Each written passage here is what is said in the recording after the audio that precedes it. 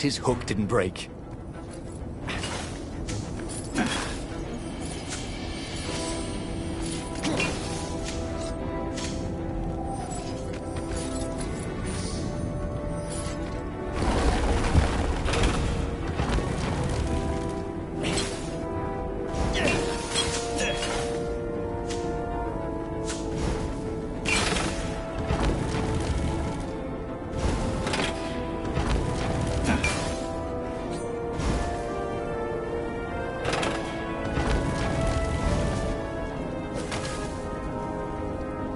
Bernardo had been focusing all his energies on the Sky Ripper. If Calaveras could not fix it, he'd be out of options. He would have to assault the Imperial fleet empty-handed.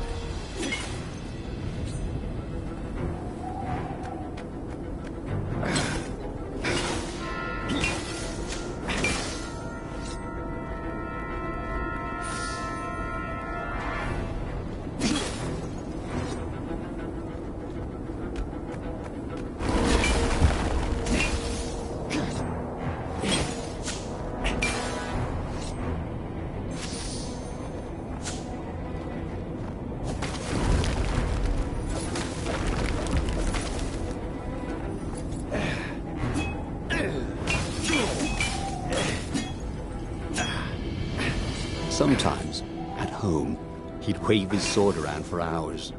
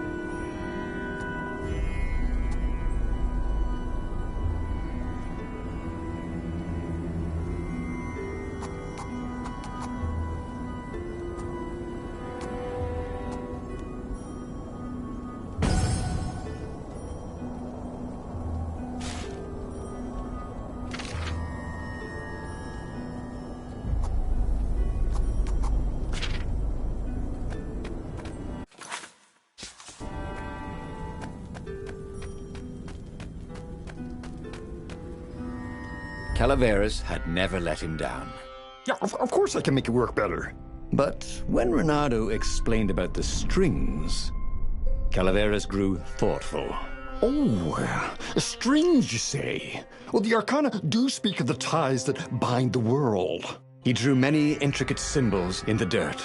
Yeah, so, according to my calculations, each time you fire, I'm afraid there's a 1 in 120 chance you'll destroy the universe. That's pretty good odds. That's like rolling, 21 dice and they all come up 6. What are the odds of that? What? No! It's more like 2.716s in a row. Anyway, with those odds, it won't happen if I use it just once. What? No. That's so not right. Each time you use it... Okay, look. Just don't use it ever. At all, okay? All right, I guess. As he sailed away from the mountains, Reynardo could see clouds darkening. Rain? No. Ships. Imperial ships, swarming thick as bees. This was it. The big battle. They could not afford to lose this one. What if it did not go well? What if he had to use the Sky Ripper? Could he gamble the universe? On the other hand, what were the odds of rolling 21 6s in a row?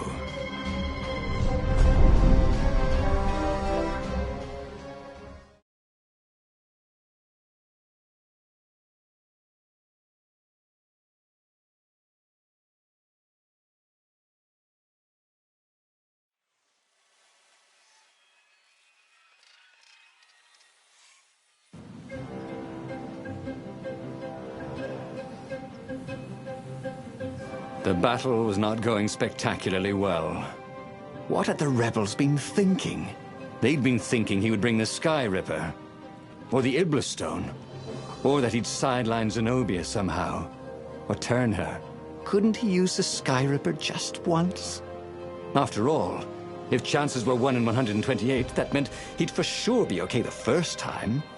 They'd get worse each time he used it, but the first time would be okay, right? He wasn't sure that it was right. So he didn't fire the Skyripper. He just brought it along, in case.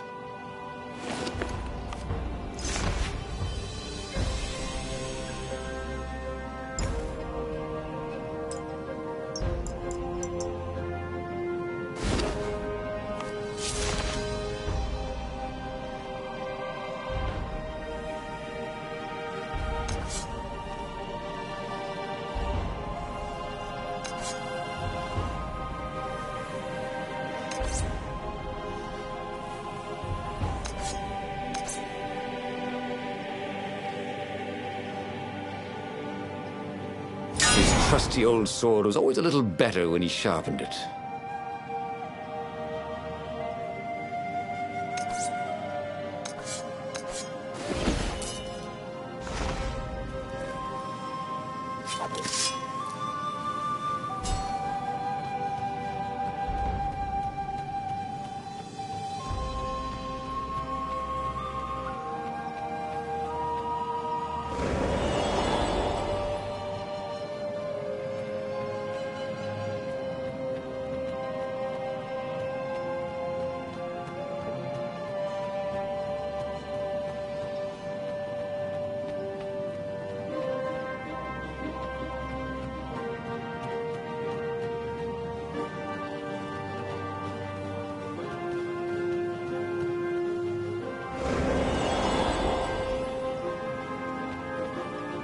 He wasn't that good. Yet.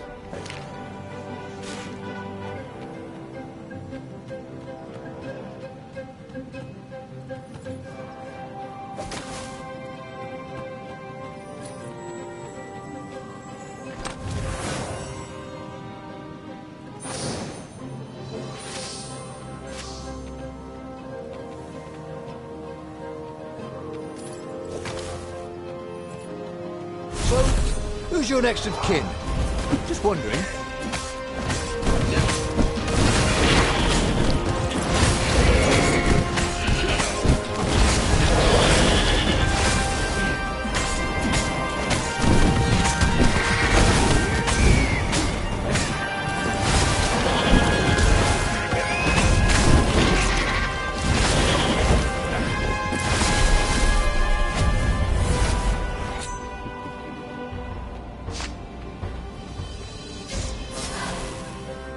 Sharp? Check. Pointy? Check. Flexible? Check. What else do you need in a sword?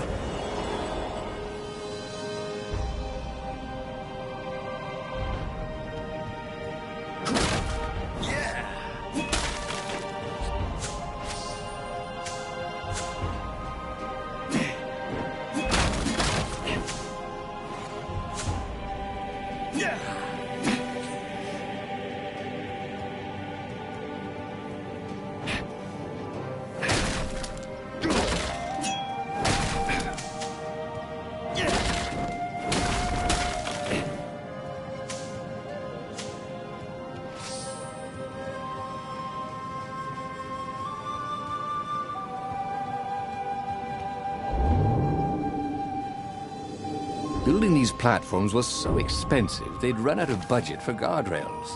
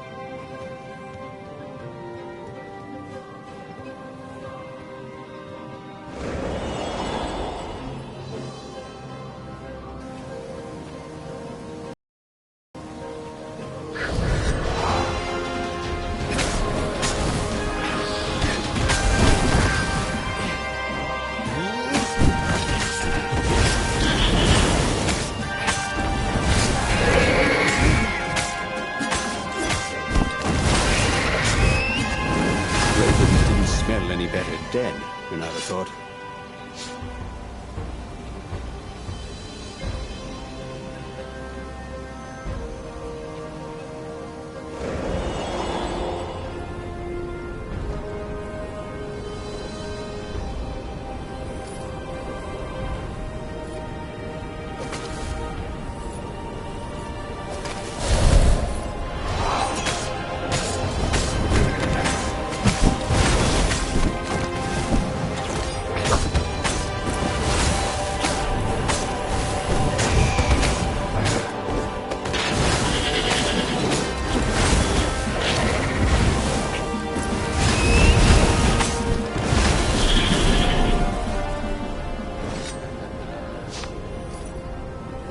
Renato had been the terror of the sandcastles when he was two.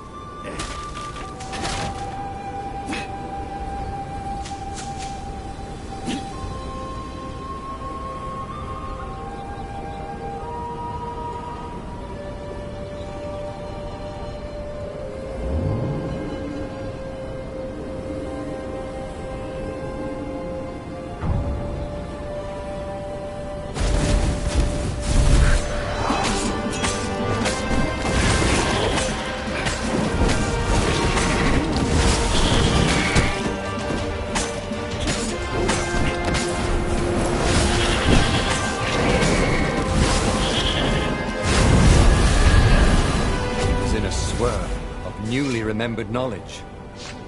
He needed to focus.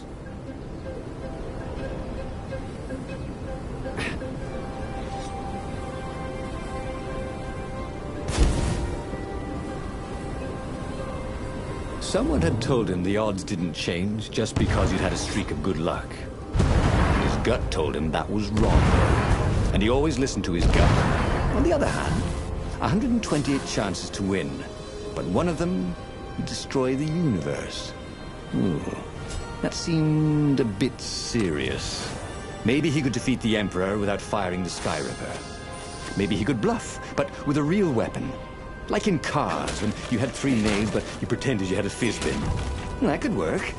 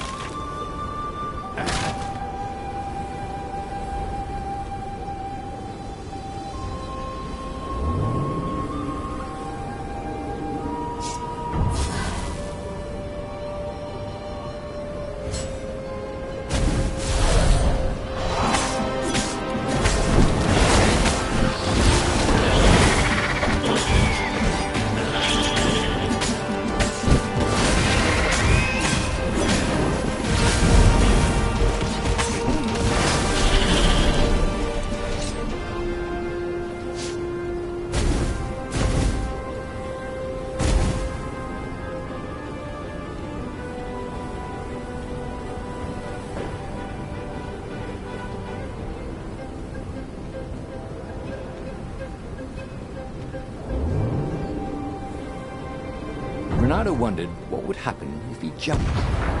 Would he be rescued by an emergency platform?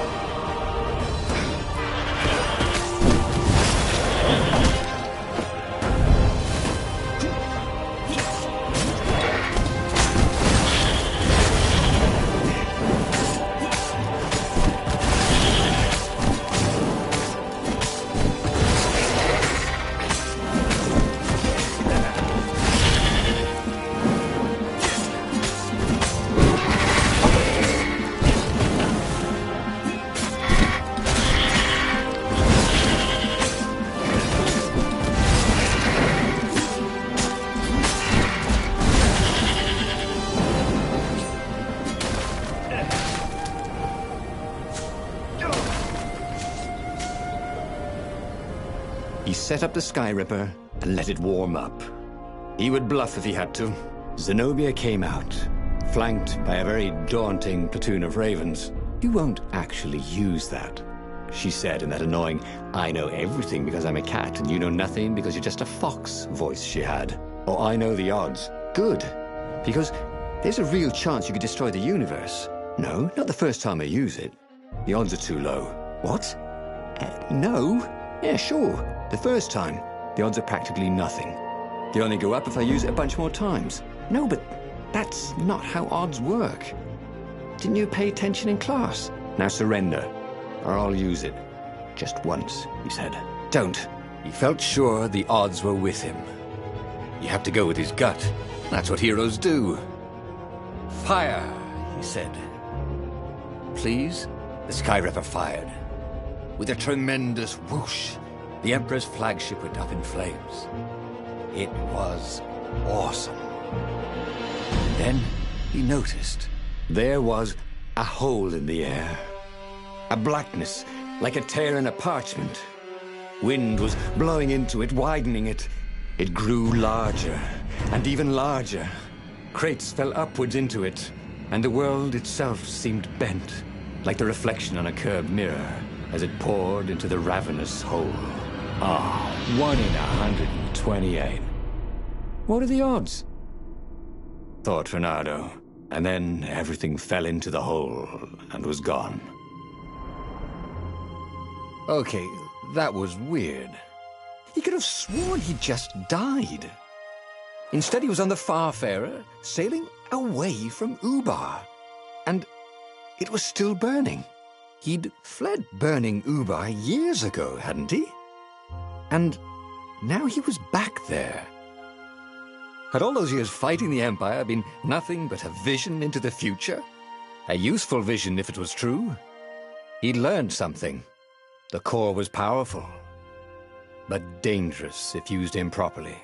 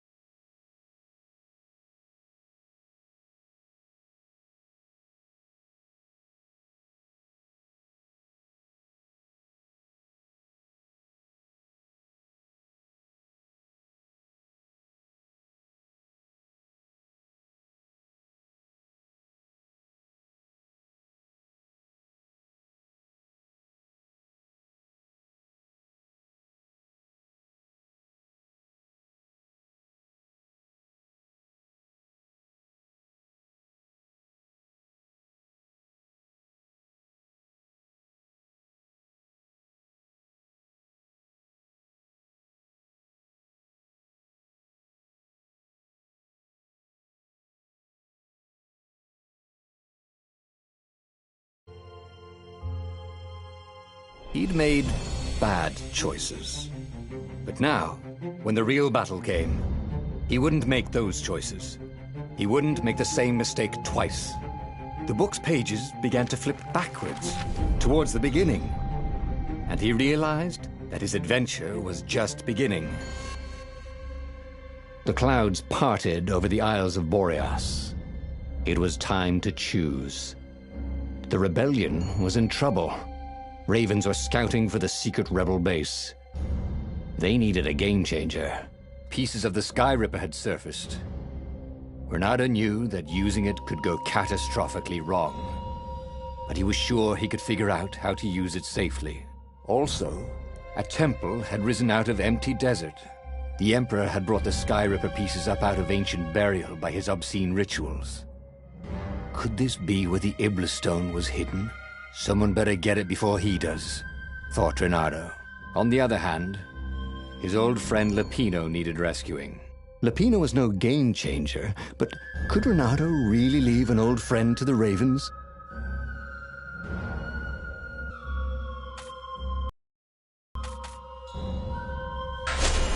Ah, Lapino. Apparently, the Mad Rabbit had sold a Pegasus that he did not exactly own. Lapino always wiggled out of trouble, given time. But he was out of time. The Ravens had figured out that Lapino was a rebel spy. If the fleet reached him first, they'd string him up for that. Never mind the winged horse.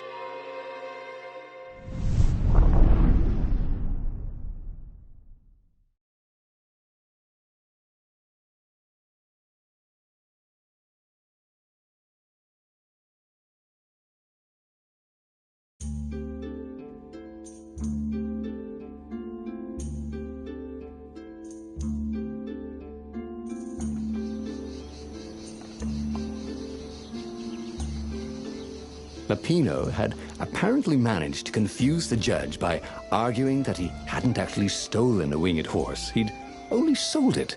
But wait, where was the prison? The village was empty. Had everybody fled the Ravens?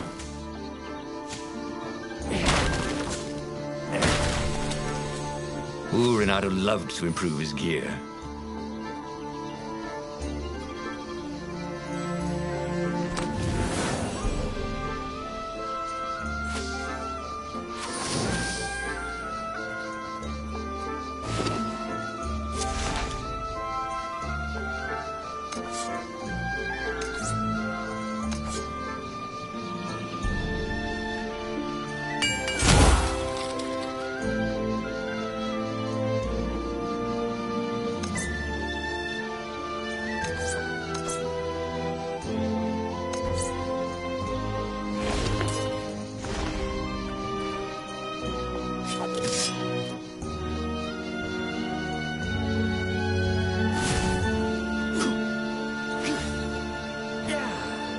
Mother had never let him wave his sword around at home.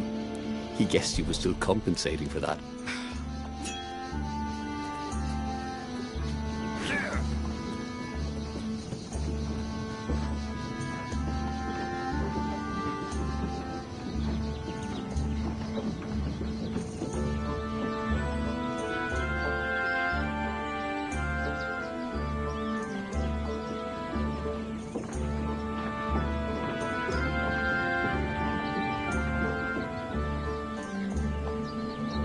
People were frightened these days. Just 2 weeks past, Reynardo had sneaked through an empty town and listened to the Ravens caw about the Emperor's new taste in ritual sacrifice.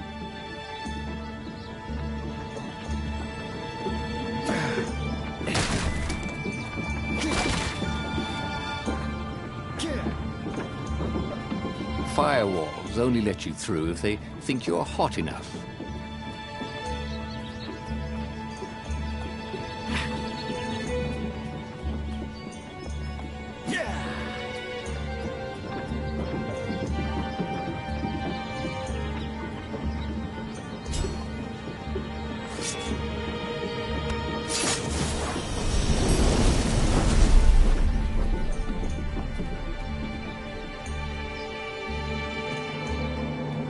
What was behind that door? Reynardo's nose told him there was treasure there. They must have forgotten it in a hurry. Surely they wouldn't mind if he helped himself to it. After all, they wouldn't even know.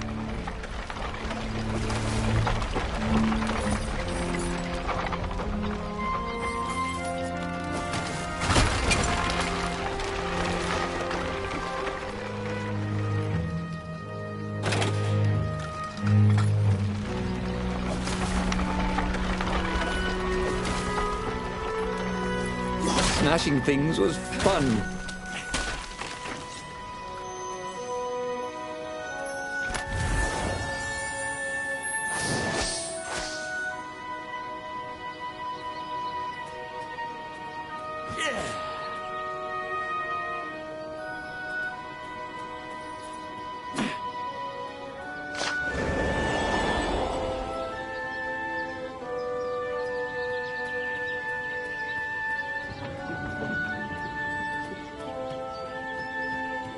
Renato felt like he was ready to learn new things. Thank goodness he didn't have to go to school for that.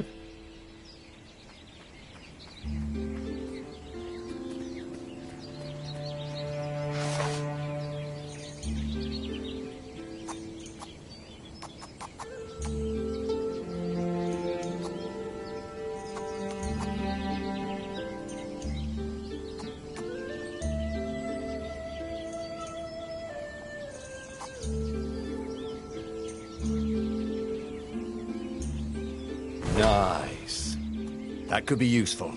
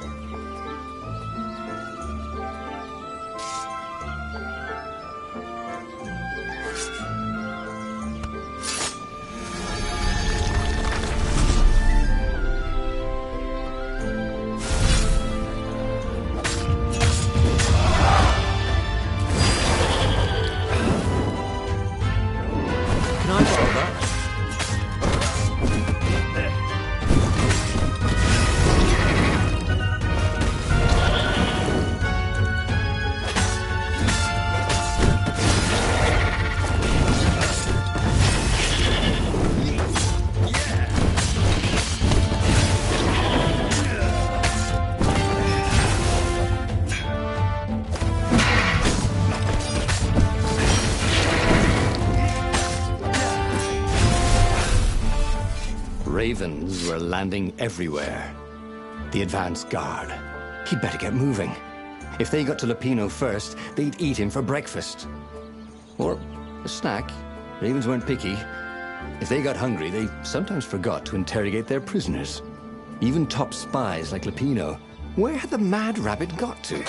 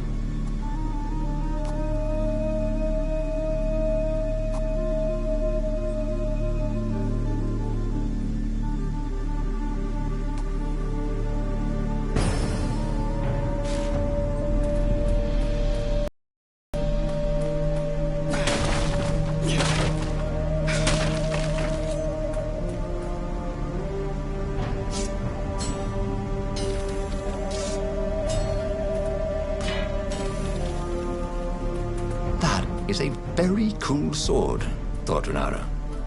No, seriously. He couldn't feel his paw anymore.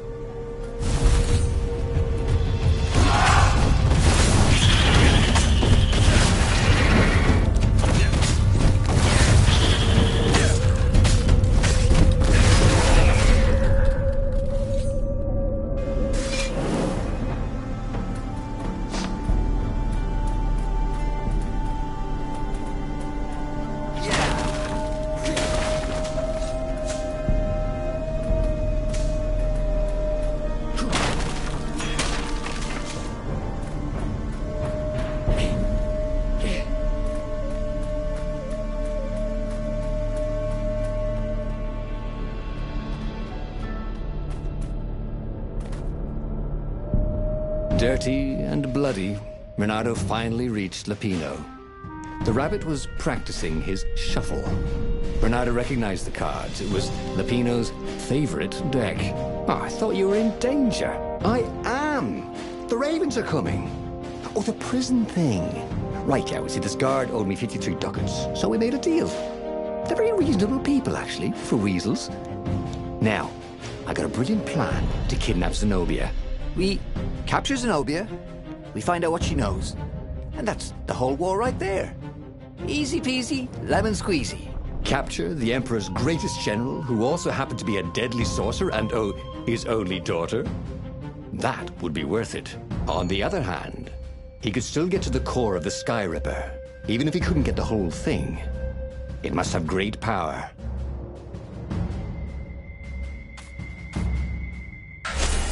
Zenobia wasn't just the Emperor's daughter, of course. She'd been Renato's best friend in Sword Fu school. And you're still mad for her, the rabbit reminded him. They'd been close. She'd told him things no one else knew. But she'd never told him who she really was. She knows all the Emperor's plans, chuckled the master spy. She won't give them up easily. She'll tell the interrogators, all right, said Lapino. Taking her would change the game, all right.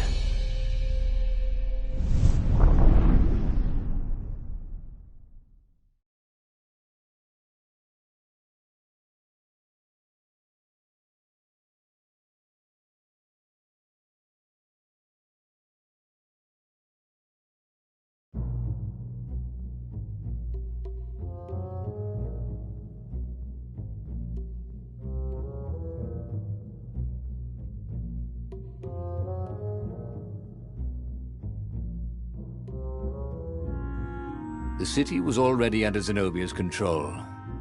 I had to admire her efficiency.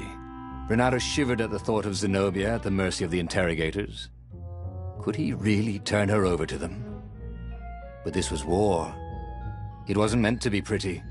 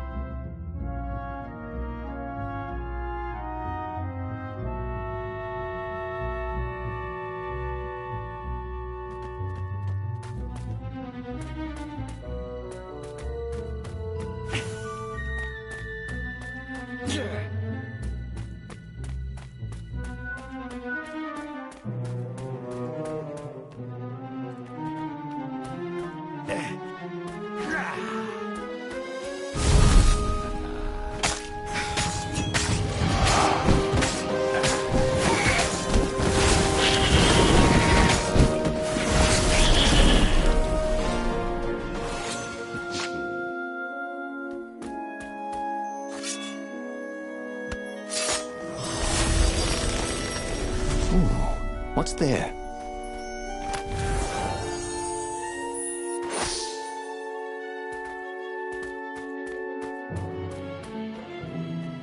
Ah.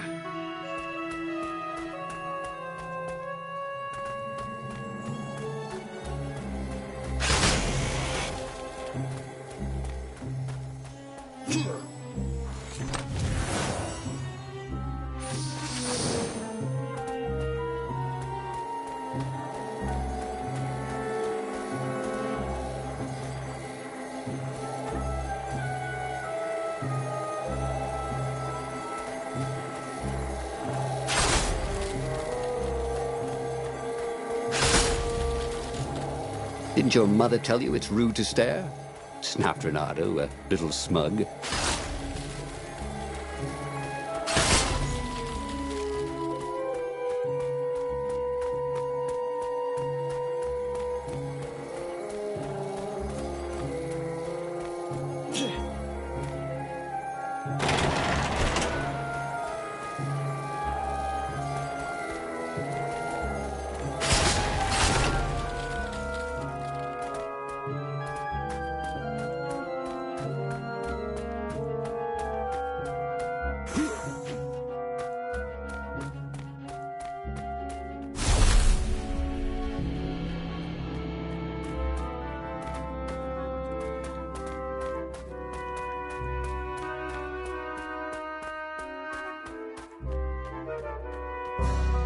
So, what's this plan of yours?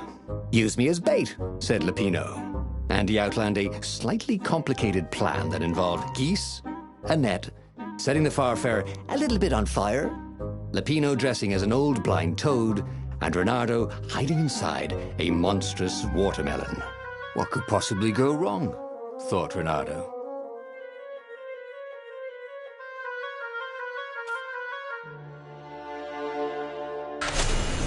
Oh, go ahead. I'm sure you know better, said Lupino.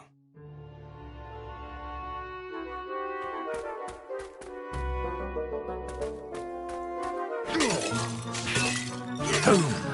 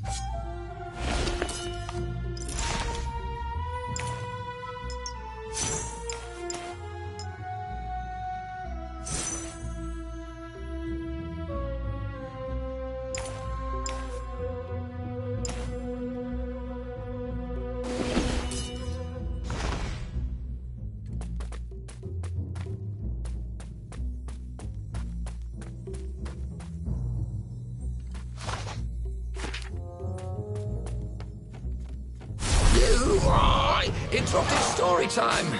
Caught the lead raven. Now we'll never find out how it ended.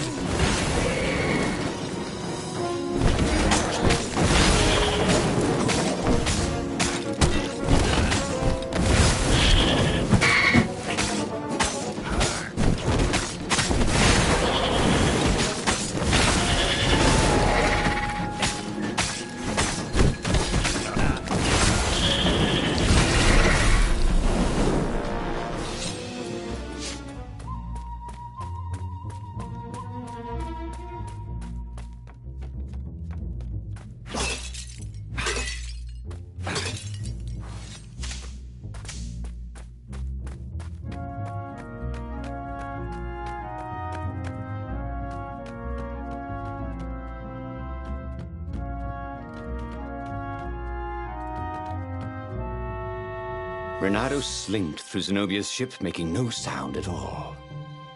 Where were her guards? Finally, he reached her bedroom. She was curled up on her bed. Oh, he'd forgotten how beautiful she was. How sleek. How soft. He tapped her on the shoulder with his sword. She became smoke. And he noticed he had a blade to his throat.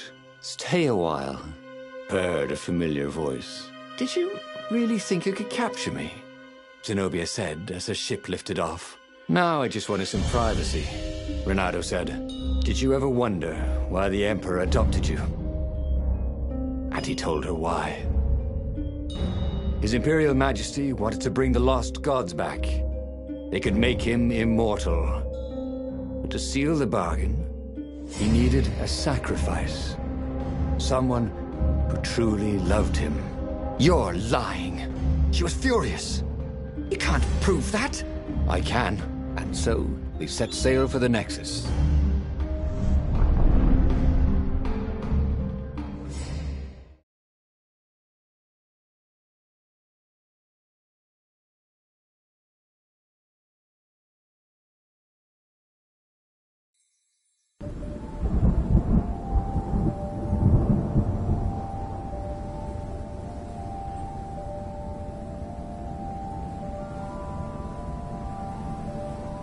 The scientists at the observatory have resurrected one of his victims. Well, he's not exactly alive, but he can talk, and he can't lie. You took a big risk. You know, I could just cast a spell to make you tell me where the rebel base is. And you wouldn't consider that cheating? She frowned. Ugh, fine. Let's go get your witness. The rebellion had started after atrocities that the Empire hushed up. Renato had rescued a priest whose order had been massacred for one book. He had slept in a burnt village. Dead kittens and puppies had come to tell him what the Emperor had done to them.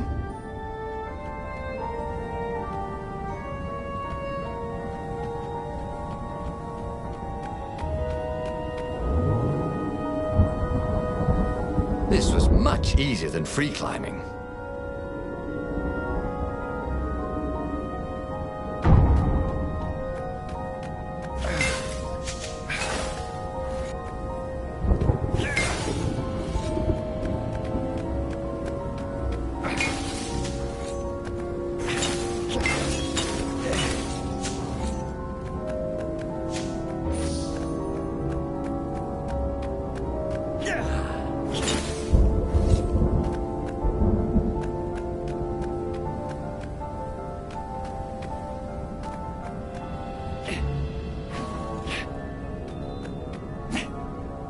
Sometimes, Renato really hated inanimate objects.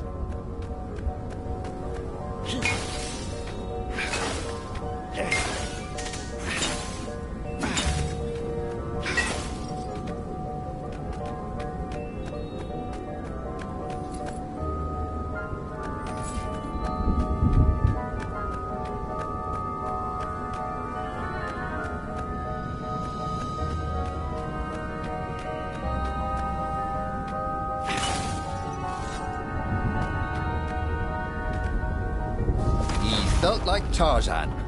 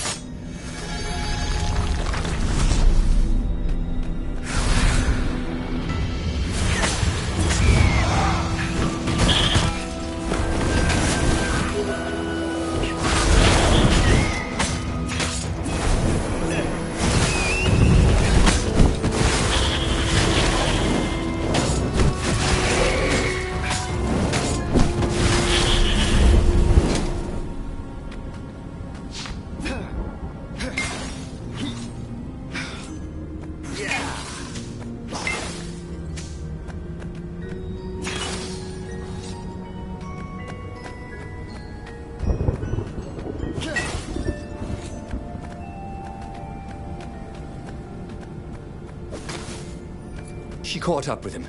Don't you think I'd know if my father started practicing black magic? Why? Would you want to join in? Oh, no, I'd destroy his books and... All right, I suppose I wouldn't. She stopped, troubled. He ran on.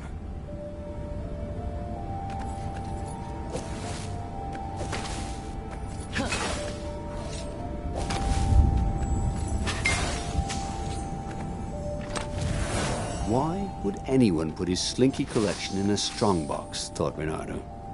Are they magic slinkies? Oh, and there was something else.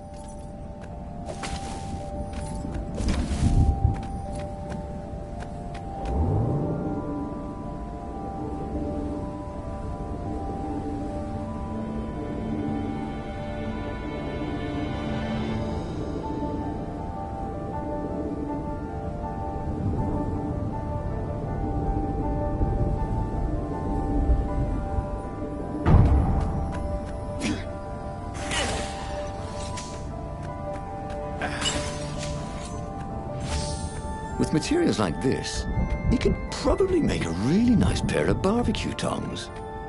Or even a sword.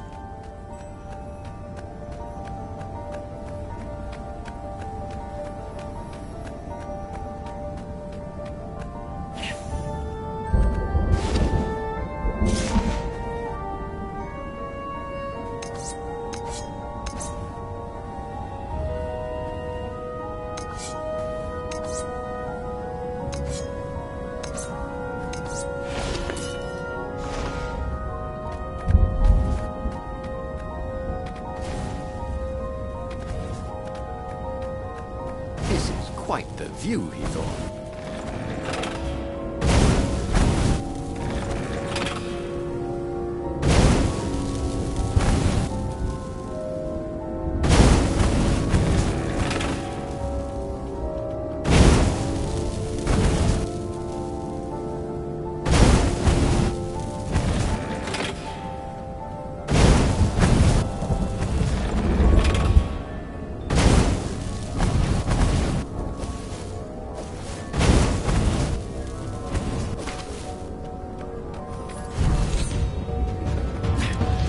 Some people were just liable to explode if you upset them.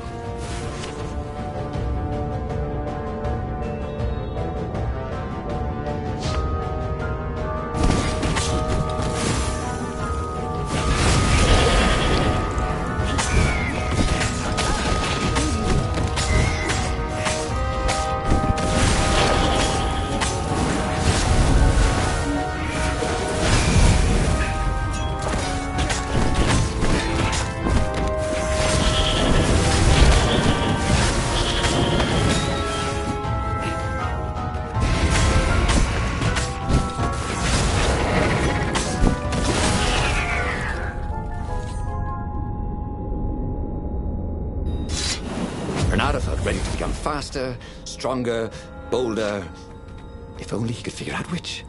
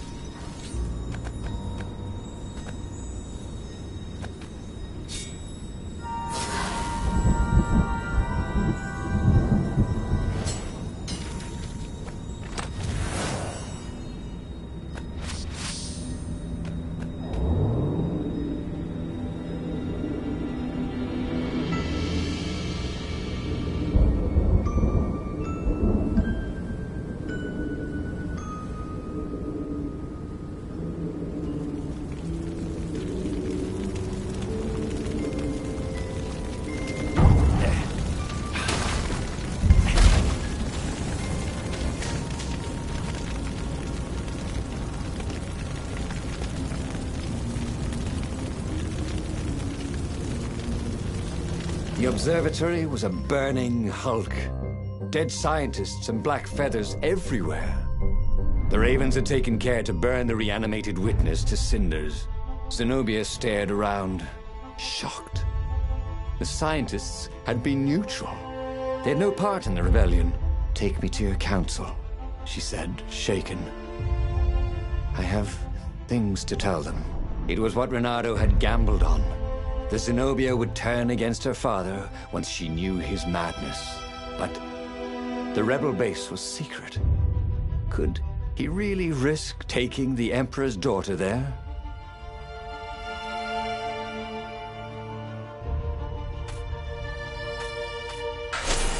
Reynardo reached Lapino by Farspeaker Toad, the one creature the Ravens had left alive at the observatory. I'll meet up with you at the base, Lapino said through the Toad. "Good thinking." Reynardo gave him the coordinates. "There's a shuttle here I can, borrow."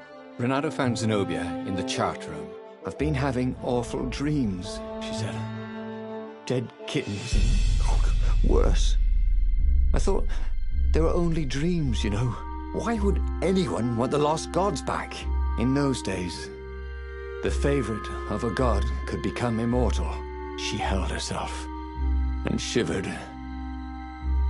Eater of souls. Well, I'm not afraid of dying. Just dying of boredom. Renato said, but she didn't laugh. Silence fell as they flew towards the ruins of the city of Ubar, where the rebellion leadership was hiding. If Zenobia couldn't help them fight off her father, no one could.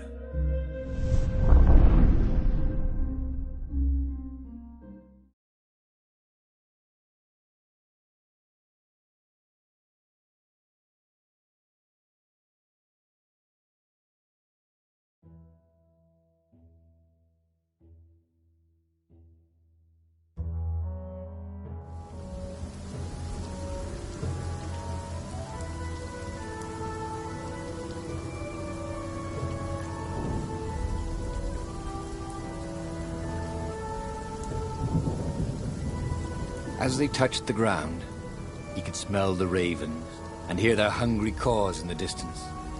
They're probably looking for me, she said. You go on ahead. She had that fiery look in her eyes that he'd always loved. It was a bit odd, though. How easy she'd been to convince. It was what he'd gambled on, but he'd expected more of an argument. She'd always loved to argue. She considered it the fastest way to the truth. Maybe she'd long suspected the truth. Sometimes all it took was taking the bandages from your eyes. That must be it, he told himself.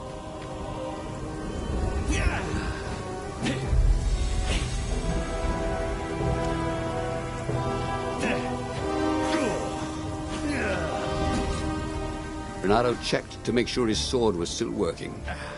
Yep.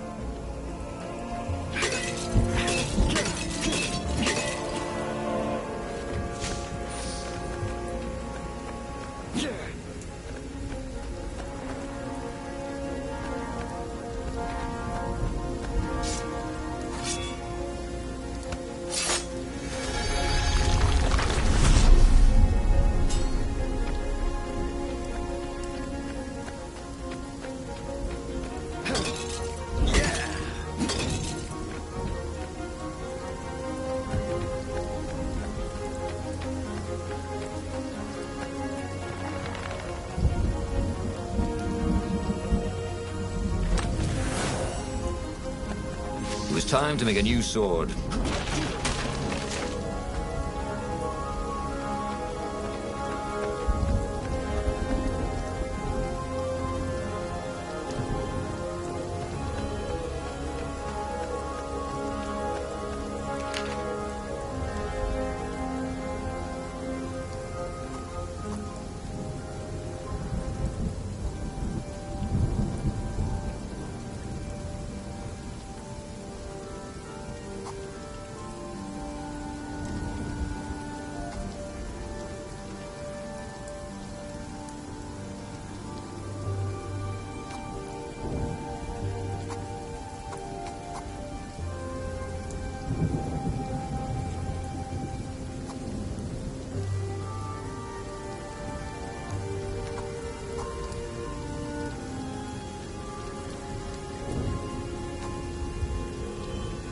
Every day he was getting better and better.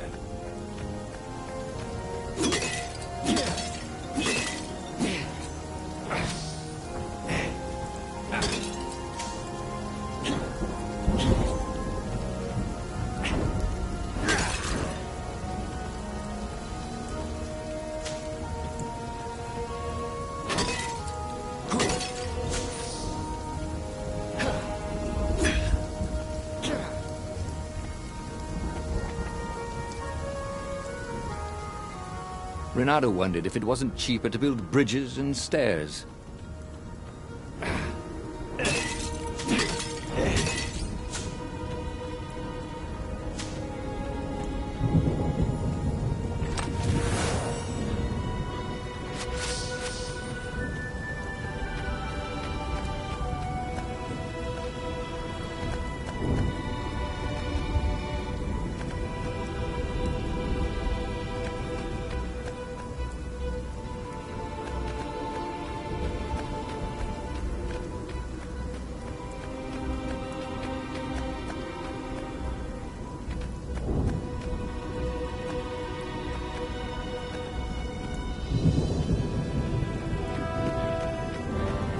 He had the materials to make a sword, and here was a crafting bench.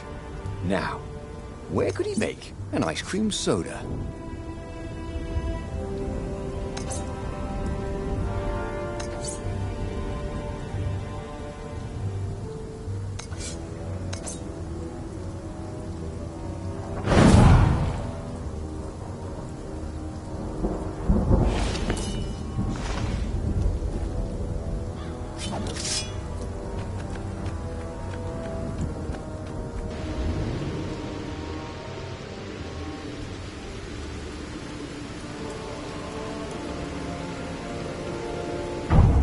So that's what they meant by a firewall. What unlocks a firewall?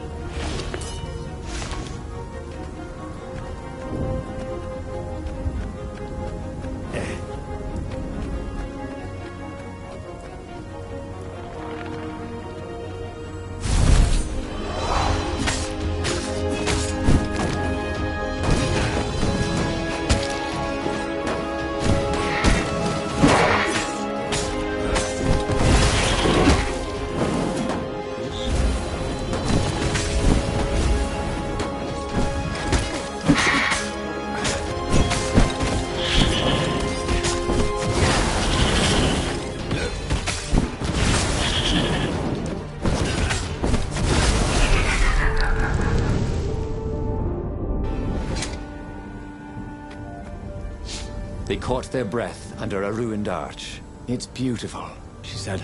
This was the library of Ubar, he said.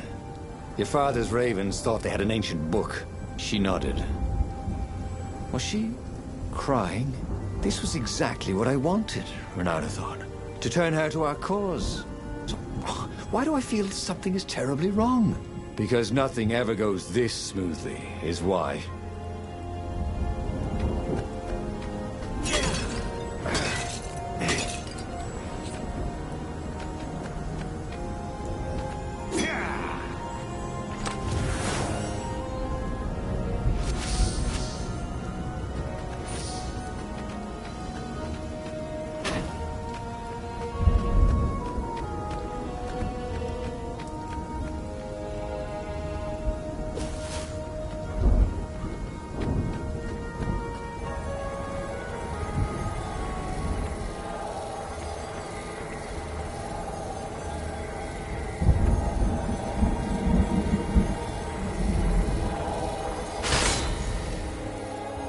Who are you looking at? Oh, right. No one.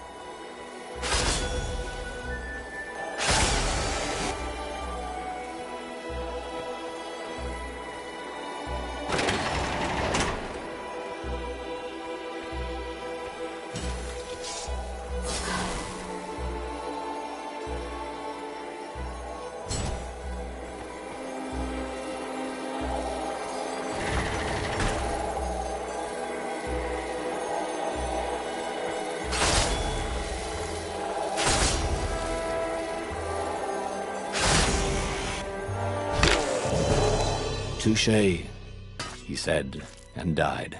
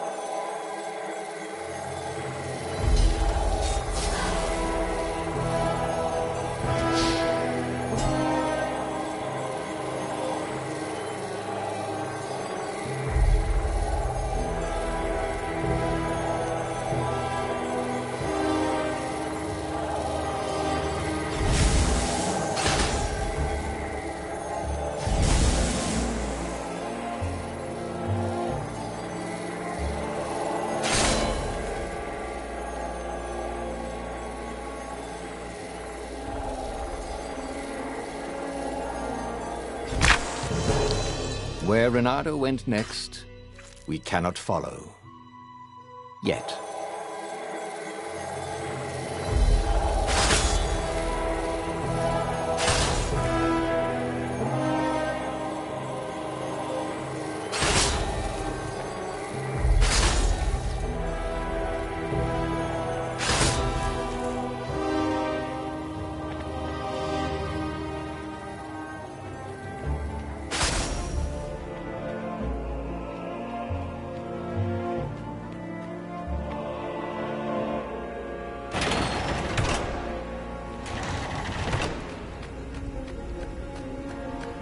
The long stairs.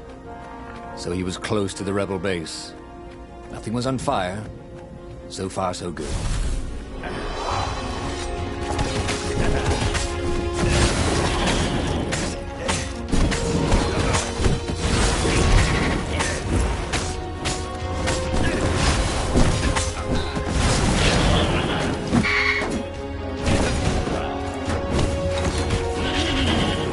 Those sheaves were really very well made, weren't they?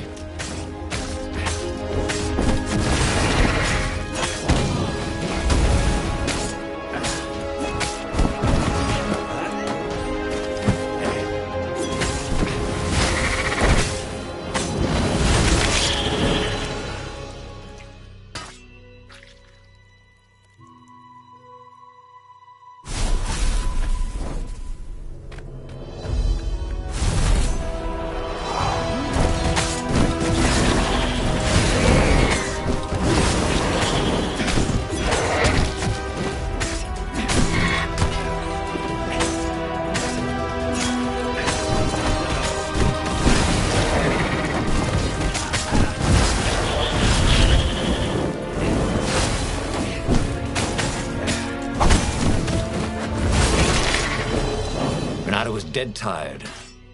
Then he was just dead.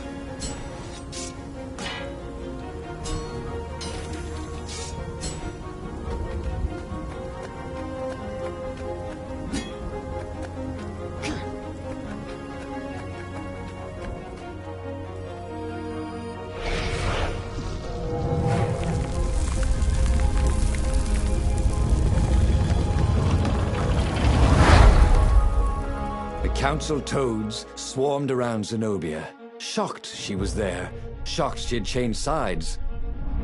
Then the walls exploded. He heard toads croaking, "Oh, the ravens!" Blackbirds were pouring through holes everywhere. "It's a trap!" cried the council speaker. In the confusion, he saw flashes of magic.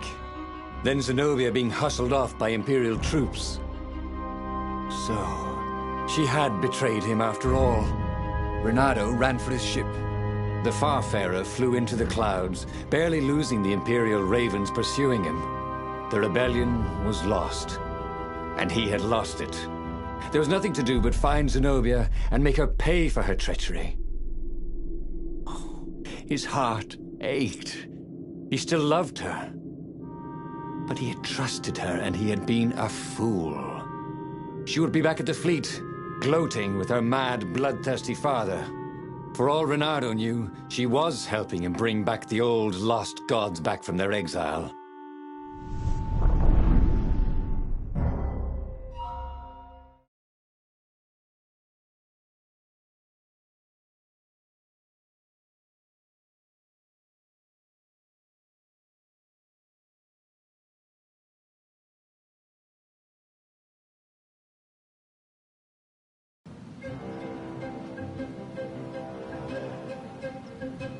Bernardo landed in the middle of the Imperial fleet. The rebels were losing badly. Without leadership, it was a slaughter. Reynardo felt strangely free. Trying to think about how he had lost the war. Trying not to think about how he had loved Zenobia. Blinded himself to her treachery. That's what it meant to be a hero. To keep on fighting after the most bitter of betrayals. To never know if you could trust anyone. Cats. What a waste of fur.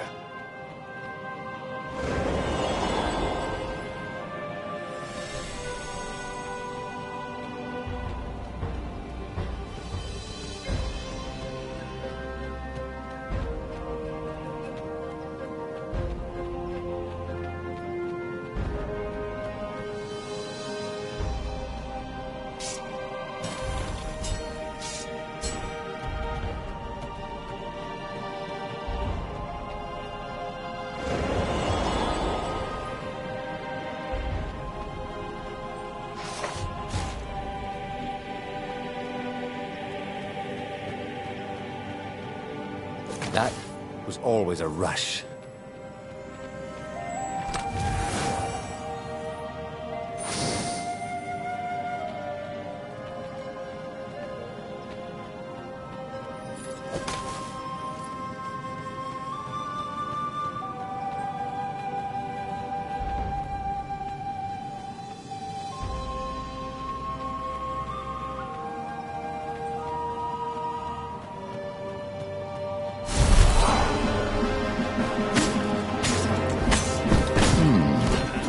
Where did that go to?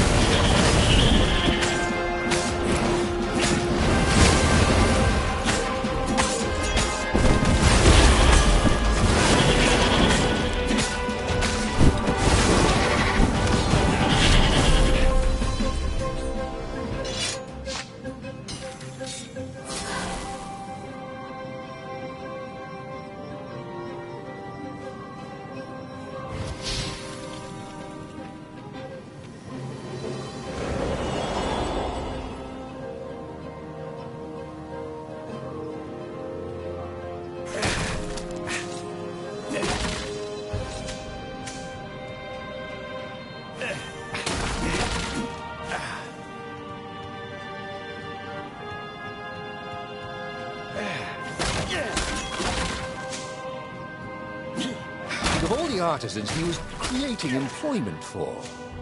Truly, he was a job creator.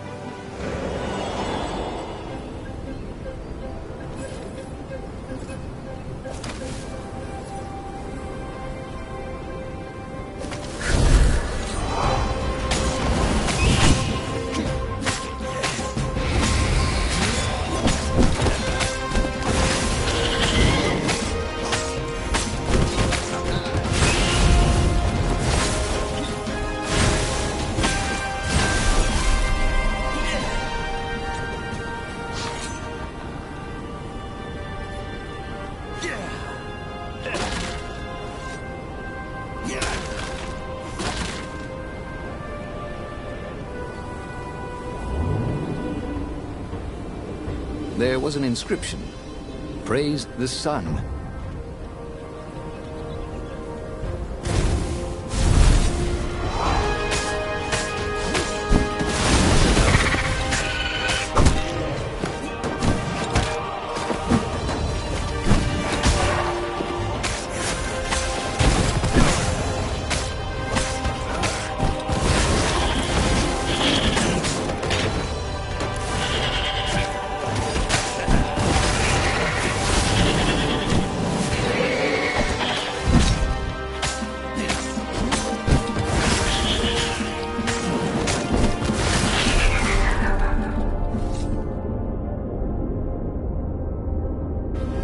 Bernardo felt new powers ready to blossom within him, or something.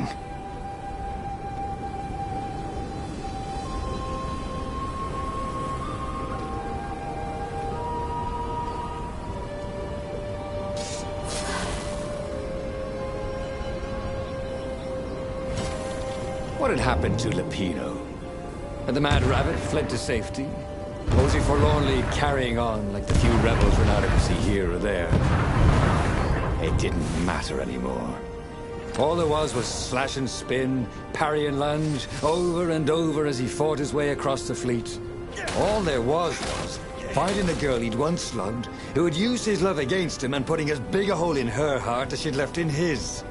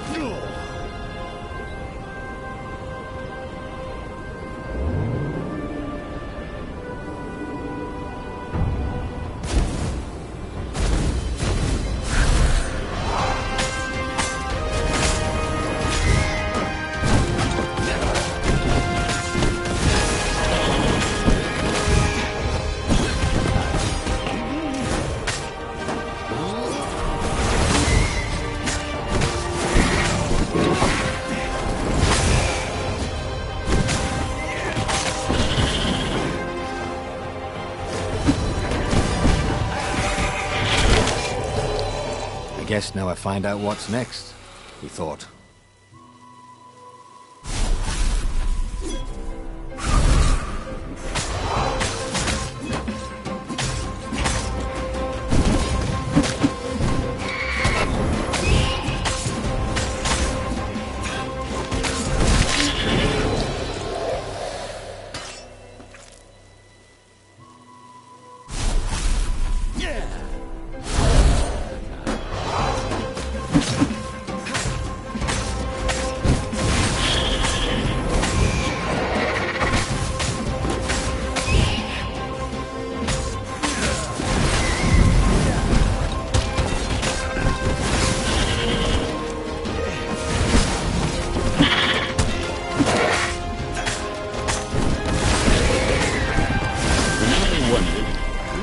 Taylor was going to charge for all the holes in his clothes.